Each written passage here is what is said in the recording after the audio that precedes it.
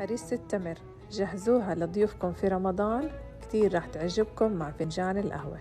الخلاط الكهربائي كوب وربع من المي، نص كوب من الزيت النباتي، نص كوب من السكر، 3 معالق كبار من حليب البودرة، كوب من السميد الناعم، ما يقارب كوب من التمر، معلقة صغيرة من القرفة المطحونة، ومعلقة كبيرة من البيكنج باودر.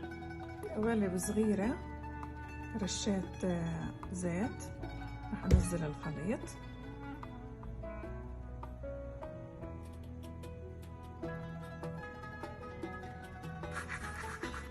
فرن محمى مسبقا على درجة 350 لمدة 25 دقيقة.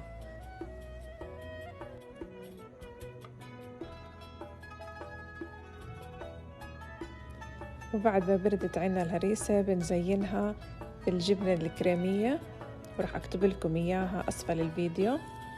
وكمان ضفت لها لمسة بسيطة من جوز البيكان، كتير طعمته زاكية.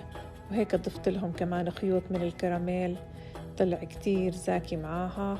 وصحتين وعافية على قلوبكم.